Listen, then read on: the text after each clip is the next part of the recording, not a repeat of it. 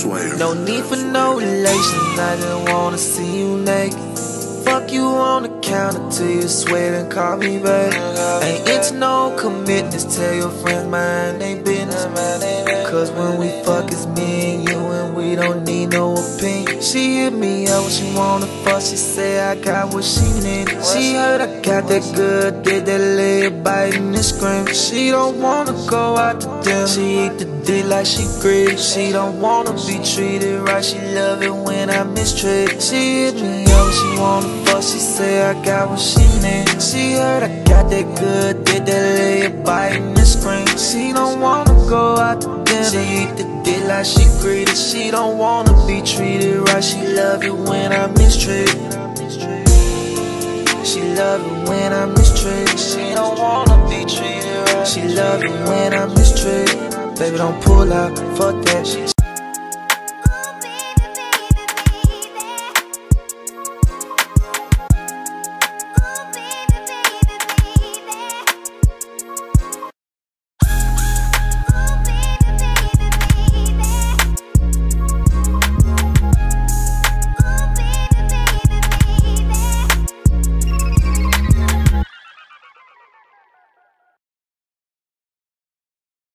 What's going on, y'all? This be your boy Scotty, and you're watching my review of Love and Hip Hop Miami Season 2, Episode 6. What is going on, you guys?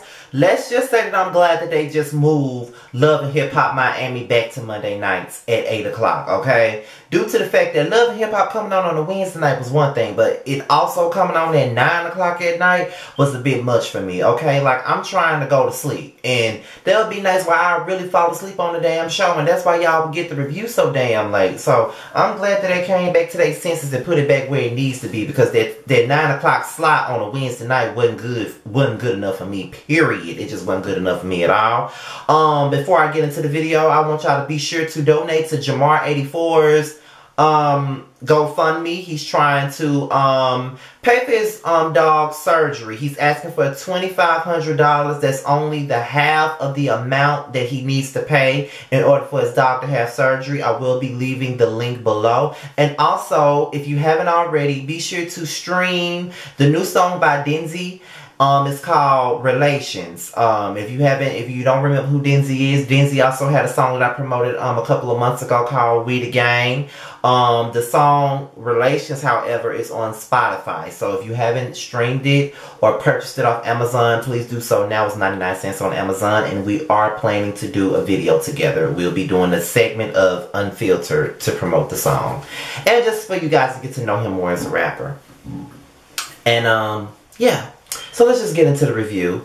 We're gonna open up with what we left off with last week, which is Spec and Baby Blue getting into it. And like I said last week, Baby Blue is not about their life. I just don't believe. I just think that he's all about a bunch of yelling and screaming. I think he's all about some damn tongue wrestling. He is not about their life. I think that Spec was gonna whoop his motherfucking ass, okay? Spec was way too motherfucking calm about that shit. And you know, I just don't like how it became a let's pile on Spec type of thing. I do feel like Spec was saying a bunch of real ass shit and they couldn't handle it. And Baby Blue is just on Big Blue's side just because that's his fucking daddy. And in my opinion, if your daddy was wrong, he was just motherfucking wrong. Like, I get it.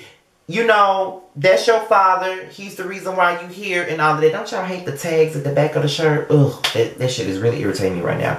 But yeah, like, I get that's your father or whatever, but at the end of the day, if he stole y'all money and he's partially the reason why y'all didn't get to make it the way that y'all needed to, then that's just what it is. That's like, I don't know why people feel like they just can't tell their parents the truth. And some parents really don't want you to tell them the truth. Sometimes when you tell them the fucking truth, they don't want to hear it, or they think that you're disrespecting them. At this point in my life, I don't give a fuck. If I feel some type of way about something, I'm going to speak my motherfucking mind. Bottom line, I don't give a fuck who, man, mama, daddy, grandmama, granddaddy. I don't give a fuck. I'm going to say what the fuck I got to say. And if you don't like it, oh the fuck well. I will be 30 next Tuesday. I'm going to speak my motherfucking mind, okay? So fuck that. I don't give a fuck. But yeah, but it all became a spectacular bashing session, and the blame is being shifted to him because he ran the Facebook page and he made a lot of money off of it, and he went on into doing his own damn business. And my thing about it is, none of y'all was doing shit with the page, so he rightfully reaped the benefits off the work that he put into the Facebook page. You know what I'm saying? So what you mad for? You know what I mean? I don't even get it. So, but Speck left and he ain't want to have nothing else to do with that conversation, and I don't blame him. So then we get into Prince. Okay, so Prince and Liz is back together, and Liz just basically said she's glad to be back with Prince. You know, last year Prince was on this whole Playboy Club like bullshit, but now he's in a better place, and they're both in a better place. But she doesn't like his friendship with Bobby. She feels like Bobby doesn't want Prince to be happy with nobody, and anytime that Bobby's not around being messy, they're happy. So, it's a lot of innuendos going on this episode when it relates to Prince and Bobby. And I'm starting to believe that people on this show, as well as us viewing the show, kind of believe that Bobby got a little crush on Prince. And in my opinion, hell, I don't blame him. I got a crush on Prince too. Prince is kind of fine, you know. He's a little bit too clean cut for my taste. You know, I don't really like too many clean cut guys. I like the preppy guys, of course. I do like preps, and I do like thugs. But, well, I used to like thugs. I just moved on from thugs. You know, I like to fuck a thug, but I don't want to be in a relationship with a thug. I like the preps. But it is what it is, though. So yeah, it's kind of like, you know, it is what it is. Bottom line, she don't like his friendship with Bobby, and that's just what it is. Chinese Kitty performed. So she's now an Instagram thought turned rapper. I swear to you, these girls on these Love and Hip Hop shows know that they can put out a song and ain't nobody gonna never hear it again outside of this show. Cause you know, remember when Tahiri first came on Love and Hip Hop New York, she had a song called Devil. She was not getting my 99 cents, honey. Not a dime. Now, y'all can talk about me for buying Mama D's song, but Mama D's I Deserve was a motherfucking classic, bitch, okay? Mama D had a Love and Hip Hop classic with I Deserve.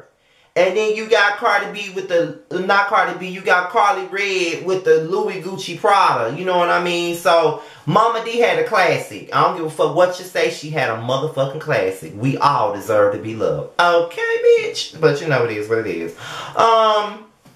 So after she performs, you know, Joy, Kiara, and Tip, they all there acting like they really enjoyed the performance or whatever.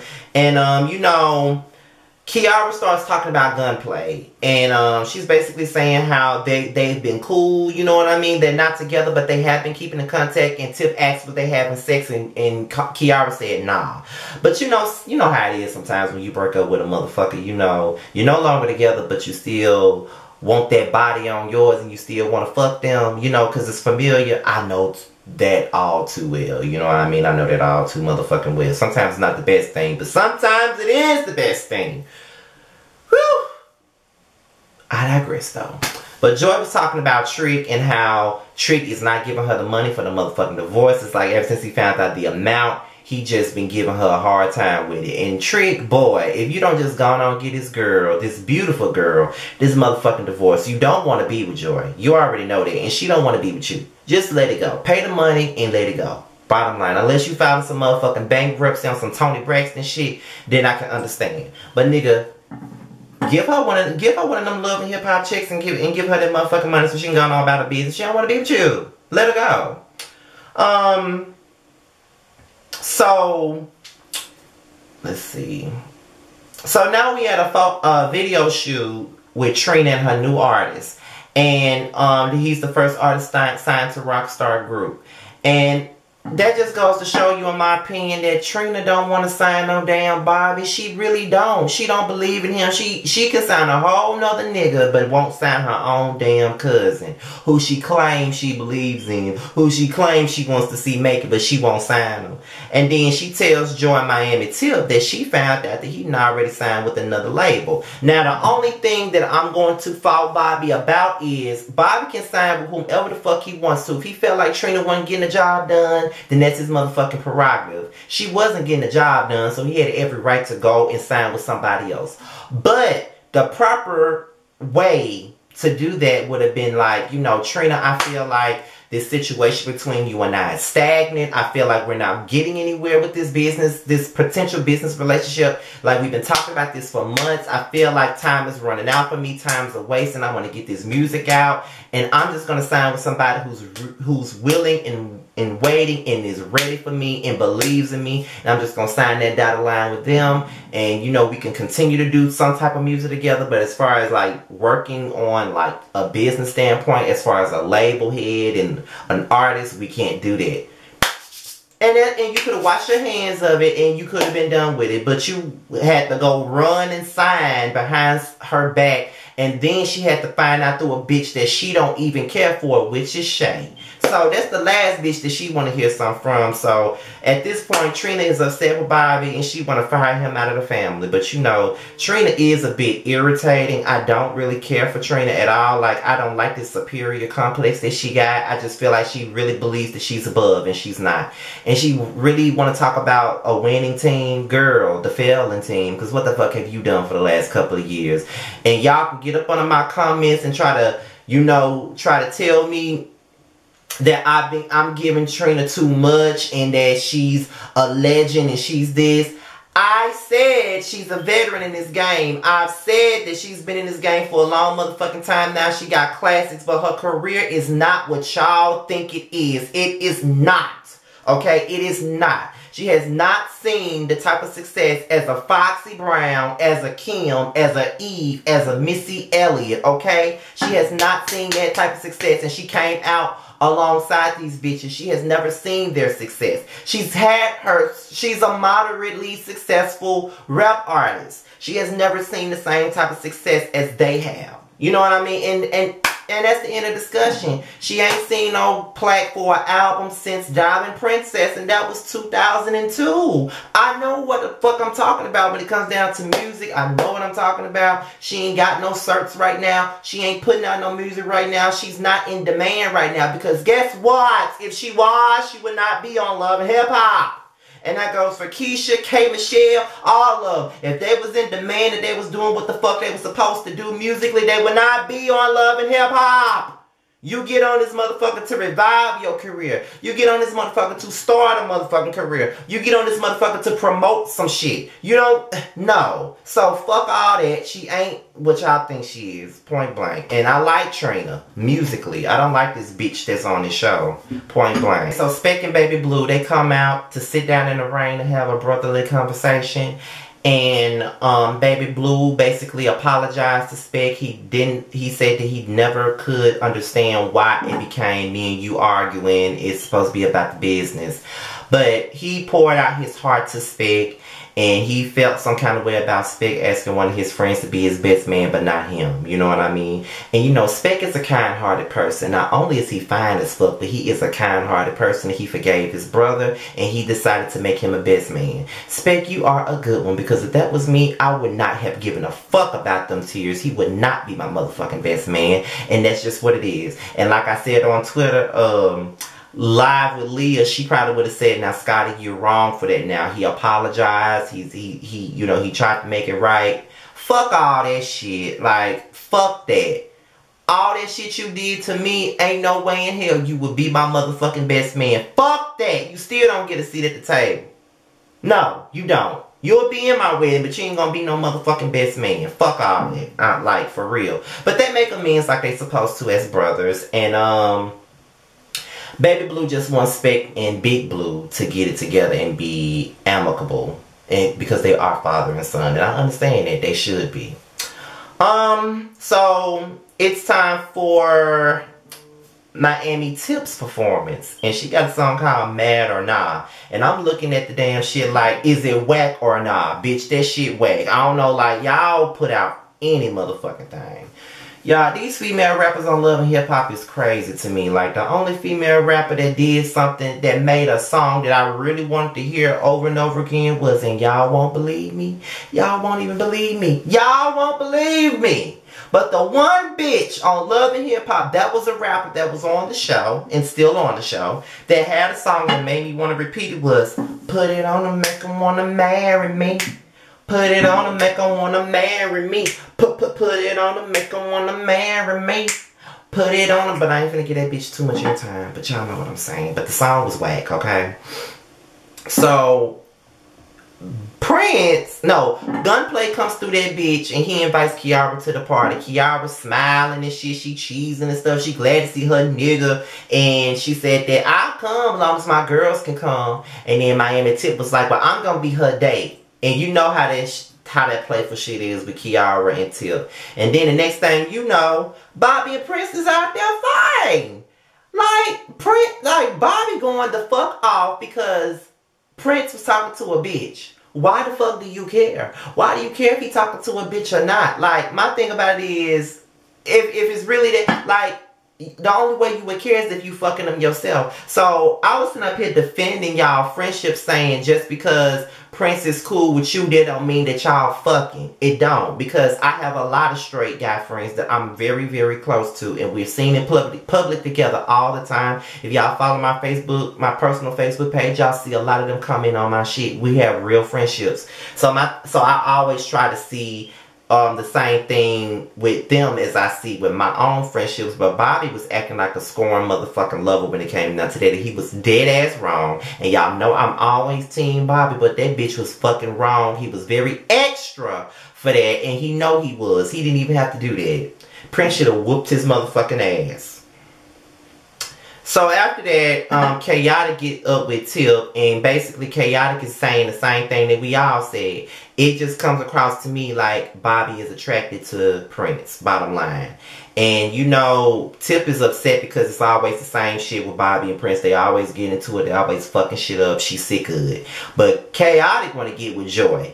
And Tip called Joy, and she agrees to go out on a date with him. So he goes at his establishment and gets some food made and give her a cauliflower, sunflower, whatever the fuck he gave her. And honestly, it was so cute. That whole date with Chaotic and Joy was cute as fuck. And and Chaotic is growing on me. I like him. And I'm just saying though, Joy, if your ass can sit up here and lay down with Trick Daddy turd looking ass, I'm sure you can give Chaotic a chance because he seems to be really interested in you. He's funny, he's charismatic. All he needs to do is get that gold shit out of his mouth. Just like I need to get my teeth fixed, he need to get that gold shit out of his mouth and get some better dress or just get a haircut. I really believe he'll be cute with a short haircut. And just call it a day. And you know, stop looking like, you know, go bathe a little bit. Don't look like you've been cutting grass all day and drinking Coke and drinking Coke 45 all day. You know, just do that. You know, I think that she should try to give him a chance. You know, that's what I believe. I just think that whole little date was sweet. It was really nice. And, you know, that's just what it is. It was a cute little date. So, Trina and Bobby listen to a record. Trina likes the record, but then she confronts him about the song. I mean, about the signing. And, you know, she had a lot of points. But the thing that really annoyed me with her, what you fail to realize is when they work for me, they work under me. So the people that work for you, they're beneath you, bitch. Like, seriously, like, this girl, it kills me with her superiority. Like, I ain't saying it right. She kills me with her superior complex. She really does. She thinks that everyone is beneath her. When you're beneath most of the female rappers in the game right now. You talk about the winning team, but you've been losing for the last couple of years. I'm just trying to figure out who told you was a big deal. You're not a big deal outside of the South. I just want you to know that. I just want you to know that. We feel like you a big deal down here. Hell, we played all your motherfucking music. That's why when her songs wasn't really hits like that, I was confused because we used to play Trina on the hour or off the hour. Every fucking hour we hear Dumps and Trugs. That's like what Ain't Now Ho got that booty in the bud. Or that song she had with Ludacris. That song Be Alright. The No Panties song. The Baddest Bitch. A lot of her records. They used to play her all the time down south. You're not that big of a deal outside of the South. Stop acting like you are. But Bobby, you were dead ass wrong. You were not wrong for signing, but you were wrong for not telling her. That's the least you could have done. Like, she had to find out from a bitch that she don't even like, and that's just what it is. That is kind of fucked up. I don't think you a snake for signing another deal. But at the end of the day, you know, it is what it is. I agree. I agree with Trina on it, but I do agree that she was never gonna sign your ass anyway. So you did what was best for you. So Spectacular, he meets up with his daddy. Heartbreaking scene. He's really trying to get through to his daddy, and his daddy just really wasn't trying to hear it. Like, his daddy just casted him out, like, straight up. Like, he didn't want to hear it. He said he despised him. And I'm just looking at him like, what type of man tells their own son that he despises them? Like, that is just fucked up. I didn't have no words for that scene. It was just fucked up all the way. Fucked up. That's not the way a man talks to his son. You know what I mean? That's just not the way a man talks to his son. At all. It's just not. And I don't see how anybody can think that that's okay. Because it's not. You know what I mean? Like, he didn't want to take no responsibility for nothing. All he did was point the finger at fucking Spick. He hates Spick. And that whole hug at the end, I wouldn't have gave that nigga shit. I wouldn't have hugged him. I just would have walked the fuck out. Like, I don't even think that shit was genuine from his daddy. Like, call me a grudge holder if you want to, but fuck that. Like, that nigga ain't shit. I wouldn't even want him in my presence with all that hurtful shit he said to me. Okay? So it is what it is. But this is my review on Love and Hip Hop Miami. Be sure to like, rate, comment, and subscribe. And let's have a civilized conversation at the bottom of the video. That's all I got for tonight as far as Love and Hip Hop Miami. The next video you will see is Marriage Boot Camp. And I'm out of here, y'all. Peace till next time.